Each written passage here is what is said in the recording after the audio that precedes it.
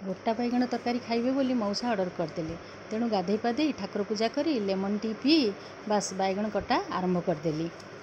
प्रथम लुण चीनी पानी करदेव, से बैगण को काटिदेव, मझिरु चारिगड़ करी काटिब, तादेहरे पोक टिके भी बाछि नबा। आउ बैगण तरकारी आज जमती करी सेटा भल कि देखिबो। आउ एई भली भाबरे प्रस्तुत कर खाइले भी बहुत टेस्टी लागिबो। आउ गोटे बैगण न खाउथबा पिला मध्यम भी आकु खाइबो। आधरे जेतेबेले लुण पानी रे से पड़िबो चीनी पानी रे ताहार कड़क अंश कटेदेव बा जो कुंडे हेबा अंशटा मध्यम भी काटिदेव। तादेहरे टिके कौन करिवो ना तमे ताकू जो मझिरु काटी थबो तादेहरे टिके चीनी पसेइबो, तापर टिके लुण पसेइबो, ताकू रब करदेव। रब कर किछ समय जदि अध घंटा रखिदेबा ताहले तादेहरे कड़वापन पळेइजिवो।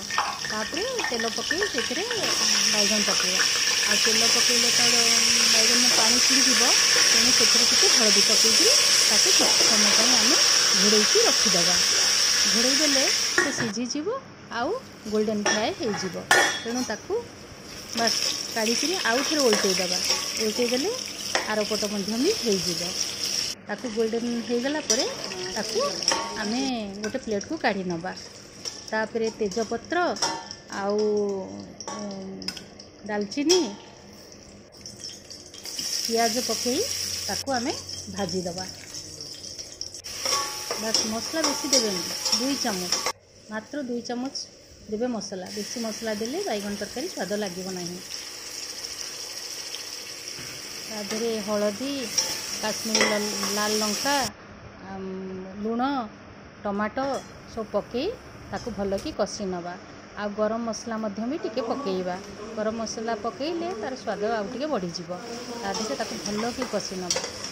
बैगण पकई देइकि कषि हो गला परे ताकू टिके पानी देदेवा।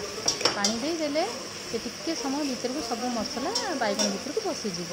तापर पानी दे सारिकी ताकू आमे टिके घोड़ेइदेवा।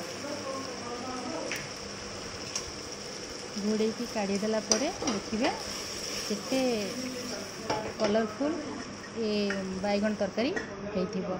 आउ आपण ताकू प्लेट रे सर्व करि पारे। हे देखंतु केते सुंदर होइछि तरकारीटा, केते सुंदर होइछि। तादे तेल भी छाड़ीजिवो। तेल अधिक पड़छि बोली भाबिबेनी, काईना बैगण नाले स्वाद लागिबनी। बस ताकू तेल अवॉइड करिकि आपण तरकारी को खाई पारिबे। आउ ताकू भात सहित तो बहुत भल लागिबा। आमे ओडिया लोक भात सहित सब किछि, रुटी फुटी चलिबनी बैगण तरकारी। हाँ राति रे जदि करिकि खाउचंदी ताहले ठीक अछि, आपण राति रे खाई पारिबे। किंतु भात सहित जो मजा ना आउ कोउथिरे नाही। मु तो टेस्ट करूची, आपण माने निश्चय बनेइकि खाइबे। आ जदि मो रेसिपी भल लागिला ताहले मते सब्सक्राइब करिवे आ शेयर करिवे, लाइक भी